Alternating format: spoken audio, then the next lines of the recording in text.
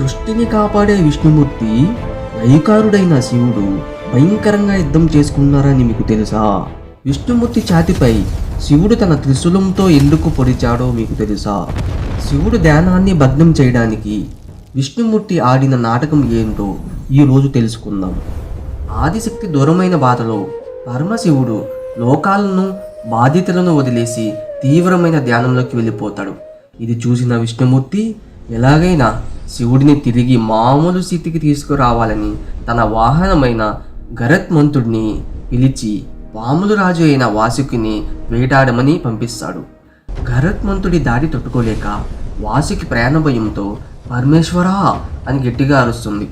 జీవులన్నిటికీ అధిపతి అయిన శివుడు ఆ అరుపు విని వెంటనే అక్కడికి వచ్చి వాసుకుని కాపాడేస్తాడు. కానీ ఇది నా స్వామి విష్ణుమూర్తి ఆజ్ఞ అని గరుత్మంతుడు చెప్పడంతో శివుడు కోపంతో దాడికి దిగుతాడు.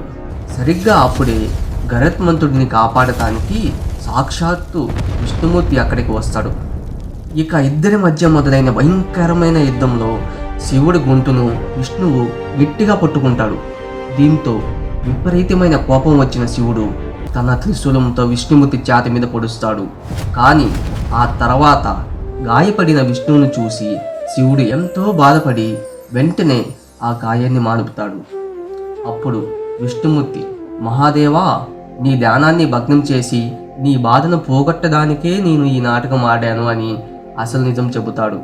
ఇది మిత్రమా శివకేశవుల మధ్య జరిగిన ఆసక్తికరమైన యుద్ధం వెనుక ఉన్న కథ. మీకు ఈ కథ నచ్చితే ఖచ్చితంగా కామెంట్స్లో ఓం నమ శివాయ అని కామెంట్ చేయండి. ఇలాంటి ఇంకా చాలా ఇంట్రెస్టింగ్ వీడియోస్ కోసం మన ఛానల్ని వెంటనే సబ్స్క్రైబ్ చేసుకోండి మిత్రులారా.